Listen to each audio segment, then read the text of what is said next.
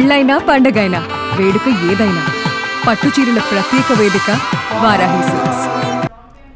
వాంఖడేలో SRH పై పరుగుల వరద పారించింది ముంబై ఇండియన్స్. చెలరేగి ఆడినారు ఓపెనర్ రికెల్టన్. 44 బంతుల్లోనే 8 4లు 7 సిక్సర్లతో సెంచరీ చేశాడు.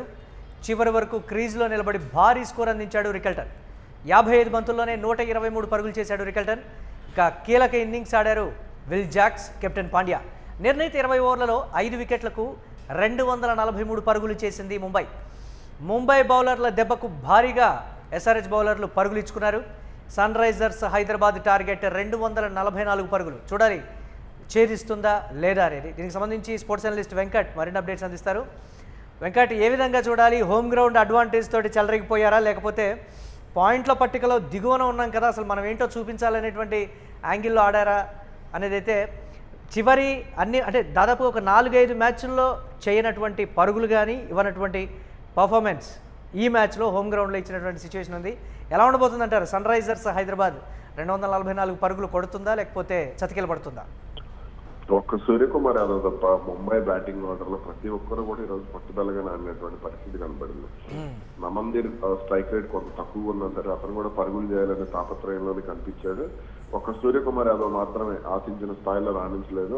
ఓకే, ఎనీవే ఏది ఎలా ఉన్నా సరే ఓపెనర్లు ఇచ్చినటువంటి ఆరంభం ఏదైతే ఉందో, ఓపెనర్లు వేసినటువంటి పునాది ఏదైతే ఉందో అది ముంబైకి చాలా వరకు కూడా ప్లస్ అయిందని చెప్పాలి. విల్ జాక్స్ అతను ఆడినటువంటి 22 బంతుల్లో చేసినటువంటి 46 పరుగులు ముంబై యాటిట్యూడ్ మార్చేసాయి. అలాగే అక్కడ పిచ్ మీద బ్యాటింగ్ కు సంబంధించి అందుతున్నటువంటి సహకారం ఏదైతే ఉందో దాన్ని కంప్లీట్ గా అడ్వాంటేజ్ గానే తీసుకున్నాడు రికెల్టన్. అతను ఆడినటువంటి షాట్లు కానీ ఇవన్నీ కూడా చూస్తే చాలా అద్భుతంగా అనిపించింది. అంటే ప్రతి షాట్ దాదాపు బ్యాలెన్స్ తోనే ఆడాడు, 1-2 షాట్లు తప్ప.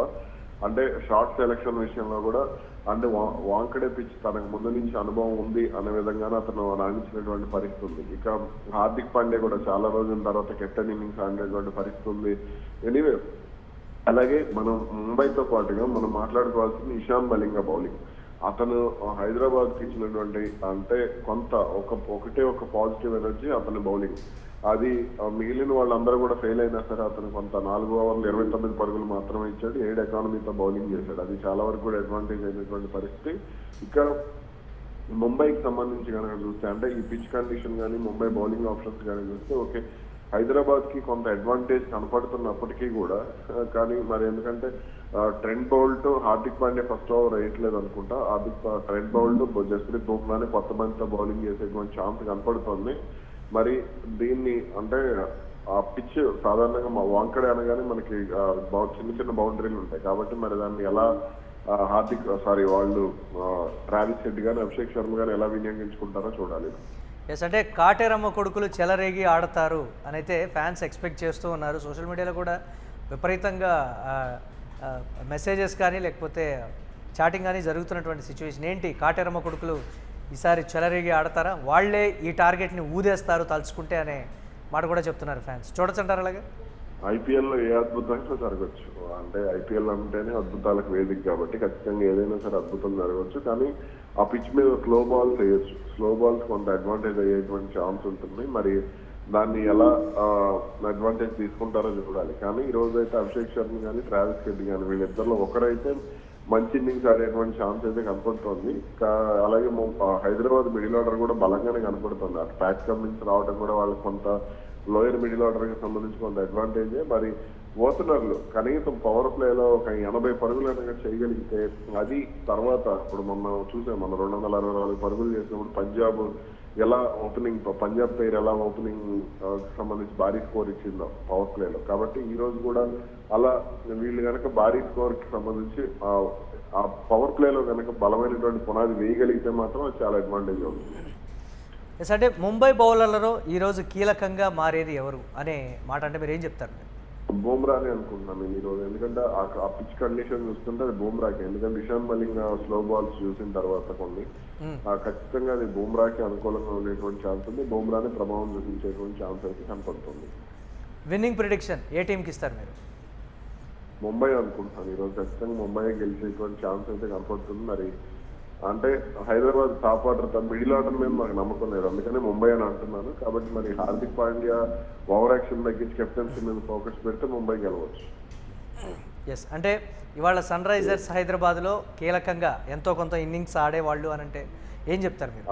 అభిషేక్ శర్మ కానీ ఇషాన్ కిషన్ కానీ వీళ్ళిద్దరి మధ్యలో మ్యాచ్ ఉండొచ్చు అనుకుంటున్నాను. వీళ్ళిద్దరు రికల్టన్ లెఫ్ట్ హ్యాండ్, రికల్టన్ కూడా మా లెఫ్ట్ హ్యాండర్, వీళ్ళు కూడా లెఫ్ట్ హ్యాండర్సే కాబట్టి మేము చూద్దాం. అంటే వీళ్ళిద్దరిలోనే ఉండొచ్చు అనుకుంటున్నాను మంచి ఇన్నింగ్స్. అభిషేక్ శర్మ కానీ ఇషాన్ కిషన్ కానీ వీళ్ళిద్దరిలోనే, ఎందుకంటే ఆ పిచ్ కండిషన్ కానీ అదంతా కూడా షార్ట్ బౌండరీస్ వీళ్ళు షార్ట్స్ కి అది సరిగ్గా సరిపోతుంది.